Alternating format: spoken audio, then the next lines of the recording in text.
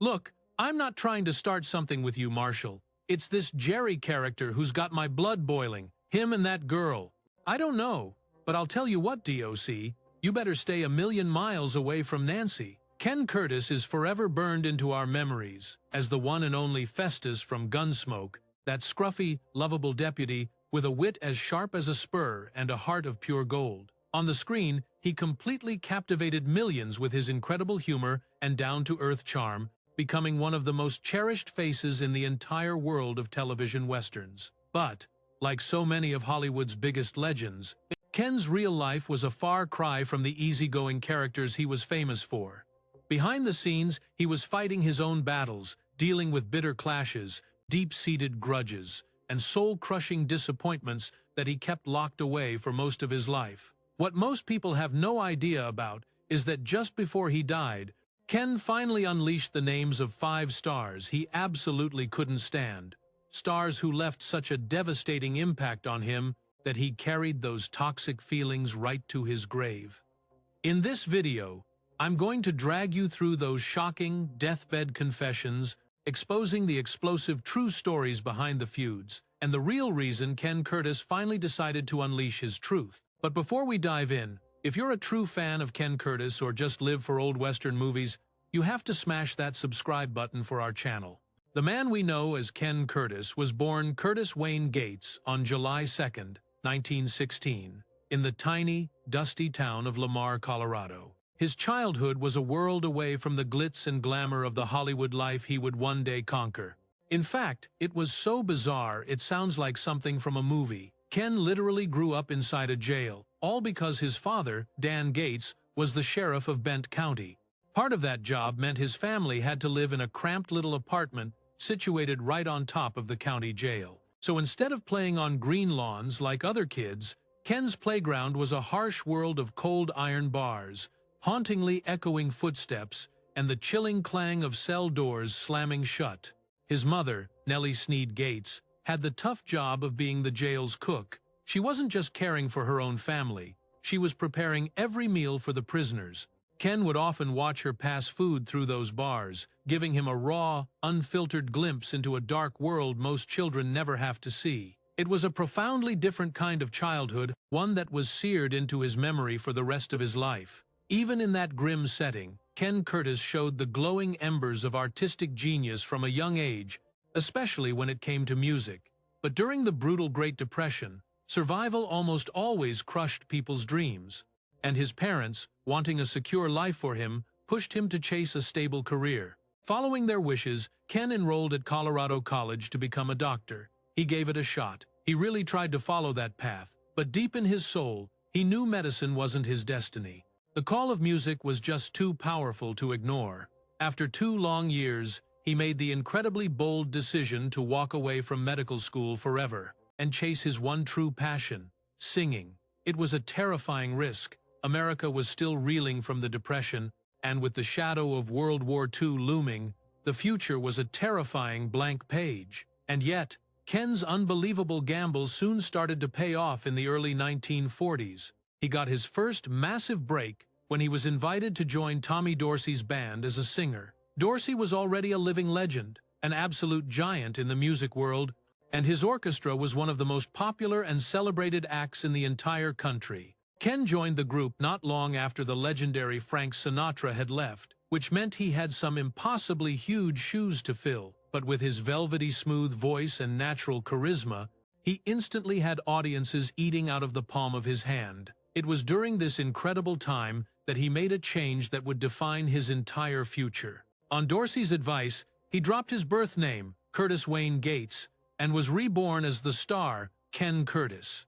It just sounded stronger, sharper, and was a perfect fit for the world of show business. Under that name, his career absolutely exploded after he made his mark on the big band circuit. Ken discovered his true calling, a perfect home for his incredible musical gifts in the world of Western music. He absolutely soared as the lead singer for the legendary Sons of the Pioneers, an adored Western group with a die-hard fan base and a whole slew of massive radio and recording hits that just wouldn't quit. With that impossibly warm and heartfelt voice of his, Ken skyrocketed unforgettable classics like Room Full of Roses and Ghost Riders in the Sky to legendary status tunes that are absolutely burned into our memories, forever linked to the glorious golden age of Western music. But here's a little-known secret. Back in the late 1940s, Ken was also the host of a syndicated 15-minute radio sensation called Chuck Wagon Jamboree. Produced right in the heart of Los Angeles, the show absolutely lit up the airwaves for a solid 2 years, churning out an incredible 131 episodes. Every single show was a showcase for Ken's incredible voice, belting out Western ballads and cracking wise with hilarious banter with a wild comedy group called the Novelty Aces. And he'd always wrap things up with a soul-stirring hymn. This amazing format, blending heart-tugging music with captivating stories, was a shocking glimpse into the future, hinting at the very style that would later make him a screen legend. But believe it or not, his ambition was just getting started. He wasn't about to settle for just being a singer. His unstoppable charm and magnetic charisma eventually blew the doors wide open to a whole new world in Hollywood. By the late 1940s and rolling into the early 1950s, he made the heart-pounding leap into acting, snagging roles in Western-themed musicals and cowboy flicks, where he just kept forging the incredible legacy that would eventually make him a household name. But behind the scenes, a storm was brewing. Curtis finally spilled the tea on the 5 people in Hollywood he secretly couldn't stand. And at the top of that list, number 1, James Arness. James Arness wasn't just the star of Gunsmoke. For a staggering 2 decades, he was the face of the show. He was the one and only Marshal Matt Dillon, and his absolutely colossal presence dominated every single scene he was in. And while audiences adored him, living in that massive shadow was a whole other, much tougher story for his co-stars. Ken Curtis, the man who breathed life into the outrageously quirky and unforgettable Festus Hagen, was skyrocketing in popularity and becoming a massive fan favorite himself. But here's the kicker. No matter how popular Festus got, he was always just the deputy, forever stuck playing second fiddle to Arness's larger-than-life Marshal. The Hollywood rumor mill started churning, with whispers that Curtis was getting seriously frustrated with the whole arrangement. Fans speculated that he was desperate for Festus to finally get the same level of recognition that Dillon hogged, but that coveted spotlight just refused to move away from Arness. Now, whether those feelings of seething resentment were real or just wild fan speculation, there's one thing nobody can argue with. Their on-screen chemistry was pure, undeniable magic, giving viewers some of the most legendary moments in the entire history of television. Next on the list, number 2, Milburn Stone. The man who played the famously wise and perpetually grumpy Doc Adams was an absolute institution on the Gunsmoke set, having been there from day one. He carried a massive amount of authority and was fiercely, almost obsessively, protective of his role. Then you have Ken Curtis, who waltzed onto the scene years later, and by the time he showed up, the cast was already a tight-knit family with its own unbreakable rhythm. And according to all the juicy behind-the-scenes gossip, Curtis and Stone were constantly butting heads. The word on the street was that their fights usually exploded over the script, with bitter disputes over who was getting more of that precious on-screen time. Both of these guys were known for being incredibly strong-willed, and when 2 alpha personalities like that collide in the same room, you just know explosions are inevitable. And yet, somehow, all that backstage drama never managed to poison their absolute professionalism on screen. In fact, their back and forth often felt shockingly real, which was probably supercharged by those very same explosive, real-life tensions boiling just beneath the surface, right behind the cameras. The third name on the list? John Mantley. Now, when we're talking about producer John Mantley, the conflict wasn't just whispers and rumors. This was the real, undeniable deal. Mantley was infamous for running that set with an absolute iron fist. He was a total hawk on the budget, an absolute tyrant about the scripts, and he constantly went to war with any actor who dared to ask for more creative freedom. And you can bet Ken Curtis was one of those actors. Festus had absolutely exploded into a fan-favorite character, and Curtis felt in his gut that the man deserved way more than just screen time. He deserved a much bigger paycheck. Backstage whispers say that Curtis and producer John Mantley were constantly locking horns over this, Curtis was fighting for Festus to become a true powerhouse in Dodge City, but Mantley just didn't see the vision. This brutal tug-of-war over art and money was one of those rare times when Curtis's frustrations weren't just rumors. They were full-blown battles that everyone on set could feel. Number 4. The incredible Amanda Blake. Amanda Blake's Miss Kitty was the very soul of Dodge City, a powerful, fiery, and fiercely independent woman who gave the show its heart and soul. For years, she was the undisputed queen of Gunsmoke, adored by millions of fans. But as the clock ticked on and Festus's popularity skyrocketed, poisonous whispers of a bitter rivalry between Blake and Curtis began to poison the well. Some insiders swear that Blake was seething over Curtis's meteoric rise on the show, feeling like he was stealing the spotlight she had owned for so long. But others claim the whole feud was just a wild story, cooked up by gossip rags, fueled by overzealous fans and tabloids. Still, the stories of on-set warfare refuse to die, and yet when you see them acting together, it's impossible to deny the raw, genuine chemistry between Kitty and Festus. So whether a secret war was raging or not, their performances were flawless, a stunning testament to their sheer professionalism. Now, for number 5, Dennis Weaver. Long before Ken Curtis ever set foot in Dodge City, Dennis Weaver had already conquered America's heart as Chester Goode, Marshall Dillon's original, unforgettable deputy. Chester's signature limp and down-home charm made him a national treasure, and when Weaver shockingly left the show to chase new dreams, fans were heartbroken, wondering if anyone could possibly fill his legendary shoes. That's when Ken Curtis stormed onto the scene as Festus Hagen. At first, the showdown between Chester and Festus was all anyone could talk about, and some say Curtis was forever haunted by that comparison, even as Weaver moved on to bigger and better things. That massive shadow just lingered. Fans gossiped that Curtis might have been secretly bitter, resenting the legacy he could never quite escape, even though Festus ultimately became a titan in his own right, just as beloved as his predecessor. Whether Curtis truly despised Weaver or simply was crumbling under the insane pressure of following a legend, one thing is crystal clear. Replacing a character that popular was a near-impossible mission, and against all odds, Curtis pulled it off with pure genius. You see, Ken Curtis also lit up the big screen in movies that wove together music and raw frontier storytelling, a perfect fit for a guy with golden pipes and a soul deeply rooted in cowboy culture.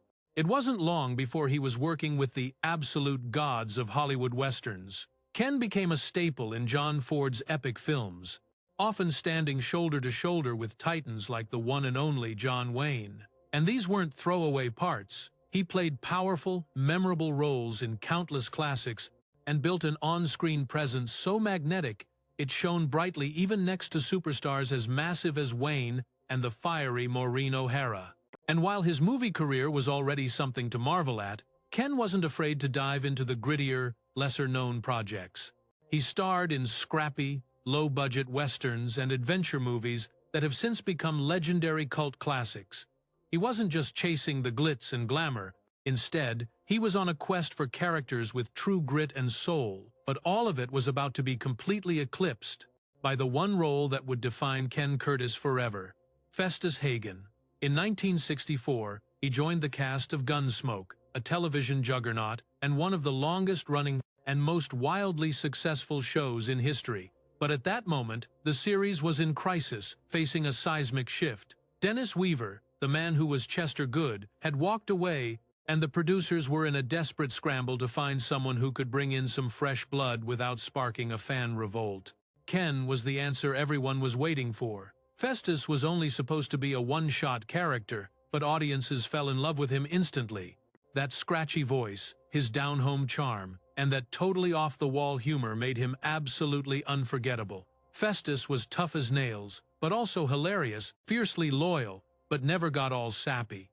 In no time, he became the absolute heart and soul of the show, and Ken stayed in that role for an incredible 11 years, showing up in over 300 mind-blowing episodes. Off-screen, Ken poured the same soul and dedication into his work that he brought to the camera. He treasured the show's legacy and never, ever phoned in a performance, not once. Even when the scripts got repetitive or the schedules were absolutely grueling, Ken gave every single scene his all, unlike so many actors who get sick of being known for just one character. He didn't just accept it, he embraced it. He often said he was bursting with pride to be part of something that meant so much to so many people, especially when television was becoming the emotional glue holding American families together. And yet, behind the curtain, away from all the fame and glory, Ken's life was a battlefield of struggle. Despite all his success, he faced soul-crushing heartbreak, made impossible choices, and suffered through personal tragedies that most fans never had a clue about. At the very heart of it all was his wife, his rock, a steady presence who completely shaped his life and stood by him in ways the world would never see. Ken Curtis spent most of his career playing the charming cowboy and the ultimate loyal sidekick, but his real-life love story was a dramatic saga. Behind the scenes, his personal life was a roller coaster of early heartbreaks, the crushing weight of Hollywood, and finally, a love that would bring him the lasting peace he so desperately needed. Before he met Tori, the woman who would stand by his side until the very end, Ken went through 2 marriages that just fizzled out in quiet disappointment. His first marriage was to actress Lorraine Page back in 1943. At the time, Ken was just launching his music career and taking his first baby steps into Hollywood, while Lorraine had a few minor acting roles and ran in the same crazy entertainment circles. They married young, completely swept up in the chaotic world of show business and the terrifying uncertainty of a nation at war. The marriage was tragically short-lived. The details are a mystery, but it ended without a whisper and with no children. People who knew them said their careers just ripped them in opposite directions, and they simply grew apart. Ken's second marriage created a much bigger buzz, all because of who he married. In 1952, he tied the knot with Barbara Ford, the daughter of the legendary director John Ford. By then, Ken was already a staple working with Ford, and the one and only John Wayne on a whole string of blockbuster Western films. Marrying into the Ford dynasty came with incredible prestige, but also a mountain of challenges. Barbara had spent her whole life under the massive shadow of a powerful and notoriously demanding father, while Ken, though admired, wasn't the kind of guy who craved the spotlight or fit into the glitzy Hollywood social scene. Their marriage somehow survived for over 12 long years, but the insane pressures of fame, Ken's all-consuming dedication to Gunsmoke, and Barbara's own ambitions eventually tore them apart. They divorced in 1964, with no public drama, no messy headlines. Ken handled it with quiet dignity, just like he handled everything in his life. Then, just 2 years later, in 1966, Ken met Tori Connelly, the woman who would change everything. Unlike his past loves, Tori was a world away from Hollywood and had zero interest in fame. She was grounded, incredibly warm, and completely genuine, the kind of person who could make a total stranger feel like family. From the very beginning, she embraced Ken not as a celebrity icon, but as the man he truly was. She was his biggest fan and supporter for his work on Gunsmoke. But it never once tainted his public image. Their incredible love story blossomed in the quiet moments, on long road trips, and over simple dinners at home, fueled by private jokes and laughter that nobody else needed to hear. And even though Ken and Tori never had kids of their own, family was the absolute heart of their world. See, Tori already had 2 amazing children from a past relationship, and Ken stepped up to become the most devoted father you could imagine. He loved them with his whole heart, leading by pure example, and built a sanctuary of a home overflowing with warmth and understanding. For years and years, Ken would tell anyone who'd listen that his life with Tori was one of the greatest gifts he'd ever received. It was like Tori's very presence unlocked a hidden, gentler side of Ken, transforming the intense, hard-working star into a man who was finally, truly relaxed. She was the one who begged him to just slow down, to remember there was a whole world beyond the Hollywood madness, and to actually enjoy his life after Gunsmoke's epic run. She was his rock, keeping him grounded, centered, and completely free from the toxic ego battles that absolutely destroyed so many of his fellow actors. Together, Ken and Tori hit the road, not for some movie role, but just to soak up every drop of life. They went on amazing fishing trips, drove all the way across the country, and hit up these tiny Western festivals, cherishing every single second they had together. Of course, fans spotted Ken absolutely everywhere they went, but honestly, the fame didn't mean a thing to them. Tori handled it all with such incredible grace because she understood the powerful, unbreakable bond Ken had forged with his audience. As the years rolled on, they settled into a quiet, peaceful life, far, far away from the utter chaos of Hollywood. They were completely devoted to one another for decades, a feat that's almost unheard of in any world, and especially in the brutal entertainment industry. But here's the twist. Even in this picture-perfect love story, things weren't always as smooth as they seemed. Ken Curtis made a point to live his life far from the glaring spotlight, a man who almost never went looking for trouble or controversy. He masterfully dodged all the drama and gossip that constantly swirled around Hollywood's biggest stars. And yet, even a man as private and down-to-earth as Ken couldn't escape the spotlight forever, and a couple of shocking moments in his life would set tongues wagging for reasons he never, ever wanted. The biggest bombshell dropped in 1987, years after Gunsmoke had wrapped its legendary run. CBS suddenly announced a blockbuster reunion movie called Gunsmoke, Return to Dodge, and they were bringing back the one and only James Arness as the iconic Marshal Matt Dillon. Fans were on the edge of their seats, absolutely expecting to see Ken Curtis back as Festus, the character he poured his soul into for over 300 episodes, and who had become one of the most adored faces in the show's entire history. But when the movie finally aired, Ken was shockingly absent, and you better believe the fans noticed immediately. His disappearance unleashed a firestorm of questions and pure heartbreak. Was there some bitter feud? Had he quit acting for good? Or worse, was he terribly sick? The real story was so much simpler, and yet it was infuriating. Ken had, in fact, been asked to come back, but the whole deal completely imploded during negotiations. Countless sources started reporting that the studio offered him a salary that was, frankly, a slap in the face.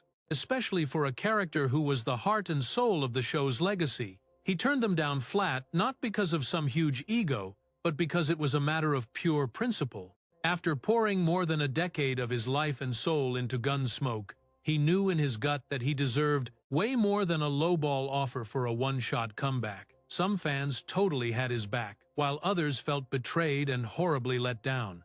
The studio never said a single word about it publicly, and Ken remained silent, letting his silence scream volumes. But that wasn't the only rumor that haunted Ken for years. This bizarre story that he had a secret twin brother named Chester Curtis. You'd see it pop up in fan forums and these wild online biographies every now and then, usually based on some flimsy eyewitness story or a source that was totally unverified. But the truth is, there's not a shred of proof that Ken ever had a twin or any brother named Chester. He came from a pretty normal-sized family, and no matter how much people gossiped, there was never any official. Not a single piece of documentation or a word from his family ever backed that story up. Like so many Hollywood legends, it was born more from wild imagination than cold, hard fact. But maybe the most shocking chapter of Ken's public life was all about his political beliefs. Back in his day, most actors, especially the tough guys in westerns, avoided politics like the plague. But Ken, he quietly let everyone know exactly where he stood. He threw his support behind Barry Goldwater during the explosive 1964 presidential election, completely captivated by the Arizona senator's conservative principles. And his political fire didn't stop there. Years later, in 1976, he was campaigning for Ronald Reagan, showing up at events and passionately speaking out for the former actor who was now aiming for the presidency.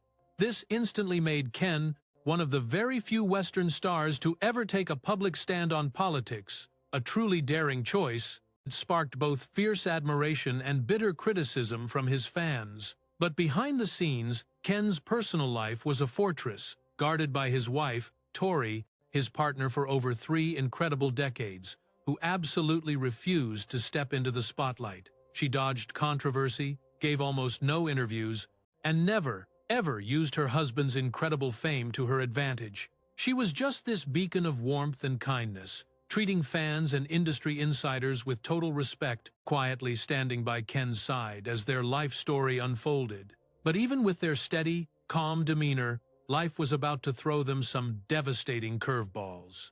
Fame always fades, health inevitably changes, and even the strongest relationships get tested.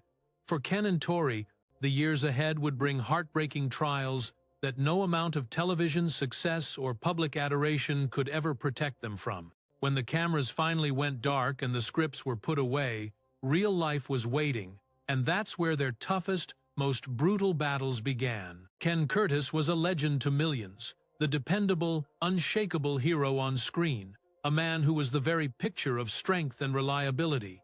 But off-camera, his life was a completely different and often heartbreaking story. Behind the fame and the thunderous applause, Ken was fighting private wars that no movie set could ever capture. From terrifying health struggles to crippling personal doubts, his journey was far more twisted and complicated than the polished Hollywood image ever let on. And through every gut-wrenching moment, his wife Tori was his anchor, a constant, quiet presence supporting him through the dizzying highs and the crushing lows. In the years after his epic run on Gunsmoke finally came to an end, Ken Curtis started to slowly back away from the blinding lights of television. He didn't just disappear, but the insane, whirlwind pace of his younger days gave way to something much slower, much simpler. He poured his energy into smaller projects, roles with real meaning, and most importantly, precious time with his wife Tori and their family. One of his final acting appearances came in 1983, when he took on a recurring role in the tragically short-lived NBC drama, The Yellow Rose, a show about a modern-day Texas ranching family. Even though the series was a flash in the pan, seeing Ken on screen felt so familiar and comforting, a bittersweet reminder of that golden era of westerns that was fading away so fast. His very last film role came in 1991 in the television movie Conager, based on a classic Louis L'Amour story and starring the incredible Sam Elliott and Catherine Ross. Ken played a weathered, aging stagecoach driver. It was a small part, but it fit him like a glove. There was no desperate attempt to reinvent himself or chase some new Hollywood trend. He just brought his quiet, authentic charm to the role, just as he always had. On April 28, 1991, Ken passed away in his sleep at the age of 74 after a sudden heart attack. He was at his home in Clovis, California, with his beloved Tori right there by his side. The news was a complete shock to so many, as he had always appeared to be the picture of health. There were no screaming headlines or long, drawn-out warnings,